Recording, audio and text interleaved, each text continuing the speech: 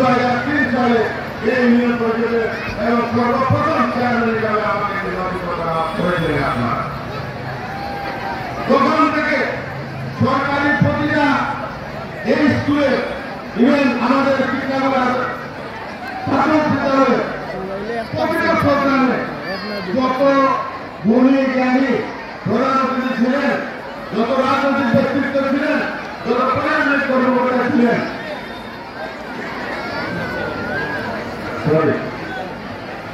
সকলের সামনে আপনারা এখানে অনেকে করতে পারবেন আমাদের এই বিদ্যালয়ে ভবন নির্মাণের জন্য এবং আমাদের কৃষ্ণনগর সরকারি প্রাথমিক বিদ্যালয়ে ভবন নির্মাণের জন্য এমন কোন বছর নাই, এমন কোন অনুষ্ঠান নাই যে অনুষ্ঠানে আমরা এই দুটি প্রতিষ্ঠানে দুটি ভবনের দাবি আমাদের জানিয়ে আসছিলাম। আমি নাম বলছি না, অনেক রত্ন মহারাজের কাছে আমরা এসেছি, আমাদের প্রধান শিক্ষক মহোদয় এসেছেন, সাবেক পরিচালনা কমিটির যারা ছিলেন, যাচ্ছি না বলে আমাদের আশ্বাস দিয়ে কতটুকু দিয়েছেন আর কতটুকু করেছেন আমরা বলতে পারছি না, জানি না। কিন্তু আমাদের সামনে এই বিদ্যালয় প্রতিষ্ঠার পর থেকে এই দুটি ভবন প্রায় 20 বছর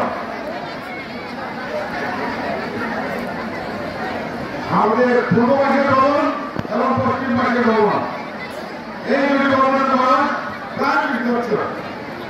20 বছর থেকে এই প্রতিষ্ঠানের প্রতিটা প্রোগ্রামে আমাদের প্রধান শিক্ষক মহোদয় আগে যারা ছিলেন ওনারা সহ, এই এলাকার যারা নেতৃবৃন্দ ছিলেন ওনারা সহ, আমি নিজে সহ অনেক রত্ন মহারথীর কাছে আমরা আমি স্থাপন করেছি, অনেক টাকা রেখেছি, অনেক রাজনৈতিক ব্যক্তিত্ব রেখেছি।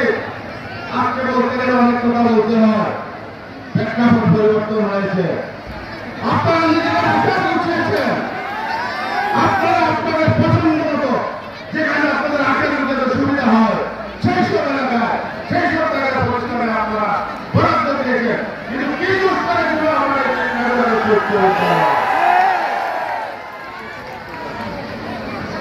তৎকালীন সময় রাজনৈতিক নেতৃবৃন্দ থেকে আপনাদের ব্যর্থতা আমরা আপনাদের মুখে ভুলে আর ফেসিবাদের কোন স্লোগান আমরা বলতে চাই সেটি আপনাদের মনে রাখতে হবে। আমরা এইগুলো তাদের সামাজিক ঐক্য সম্প্রীতির সাথে আমরা বসবাস করছি, আমাদের যাতে সামাজিক সম্প্রীতি সেই দিকে আমরা সবাই সদস্য থাকবো, নির্দিষ্ট ক্ষেত্রে আমরা দায়িত্বশীল থাকবো। আমরা ভুলে যেতে চলবে না আমাদের বর্তমান প্রেক্ষাপট এমনি এমনি আসে নাই। 2000 কোটি কোটি শিশু বাচ্চা যুবকদের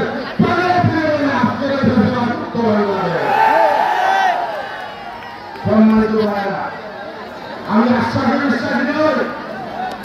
আমাদের এখানে বক্তব্য বলেছেন যে আমাদের সরকার প্রতিষ্ঠা হয়, যেখানে ভারতের নেতৃত্বে সরকার প্রতিষ্ঠা হয়, সরকার প্রতিষ্ঠা হয়, তাহলে এই আদর্শ উচ্চ বিদ্যালয়ে আমরা একটি ভবন নির্মাণ করবো, সেটি আমাদের মন্ত্রণালয় বলেছেন। আমি ওনার সাথে একমত হয়ে বলতে চাই, আগামীতে বেশিরভাগ মুক্ত যে সরকারি আসুক না কেন, বাংলাদেশ জাতীয়তাবাদের নেতৃত্বে যদি সরকার আসে, যে সরকারি আসুক না কেন, আমরা আমাদের এই এলাকার রয়েছে এবং আমাদের যুবসমাজ যারা রয়েছে তাদের মধ্য থেকে নেতৃস্থানীয় লোকদেরকে নিয়ে আমরা এখন যদি চেষ্টা করে যাবো, অন্তর্পক্ষে আমাদের 20 বছরে পিছিয়ে শিক্ষা নির্মাণের চেষ্টা আমরা অব্যাহত রাখবো এবং আগামী বছর থেকে 2 বছরের মধ্যে যাতে ভবন নির্মাণ কার্যক্রম শুরু হয় সেই লক্ষ্যে আমরা প্রচেষ্টা চালিয়ে যাব ইনশাআল্লাহ। আমি আমার বক্তব্য দীর্ঘায়িত করবো না,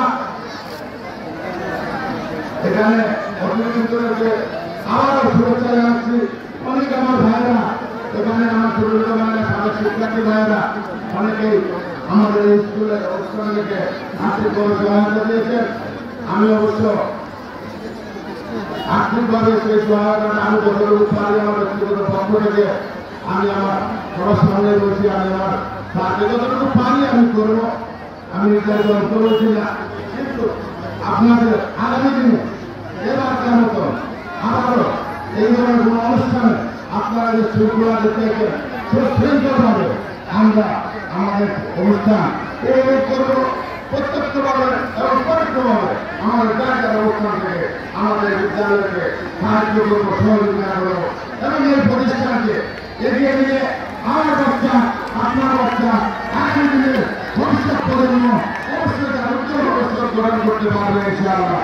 সেই আশাবাদ ব্যক্ত করে আজকের অনুষ্ঠানে সকল আয়োজক ভাইরা আমাদের আছে শিক্ষক শিক্ষিকা আমাদের যারা রয়েছে অত্যন্ত পরিশ্রম করতে সকল শিক্ষক শিক্ষিকা ভাই বোনেরা এবং শিক্ষিত শিক্ষার্থীবৃন্দ তোমরা যারা অনেক কষ্ট করেছে সবাইকে আন্তরিক অভিনন্দন এবং ধন্যবাদ জানিয়ে আর কিছুটা সময় তোমাদের কাঙ্ক্ষিত যে পুরস্কার বিতরণ অনুষ্ঠান এখানে শুরু হবে, সেটিও অত্যন্ত সুন্দর শৃঙ্খলভাবে তোমরা গ্রহণ করবে নিবে এবং সেই আশীর্বাদ রেখে সবাইকে আগামী দিনে আগামী নতুন সূর্যোদয়ের আহ্বান জানিয়ে আমার বক্তব্য শেষ করছি। খোদা হাফেজ, বাংলাদেশ জিন্দাবাদ।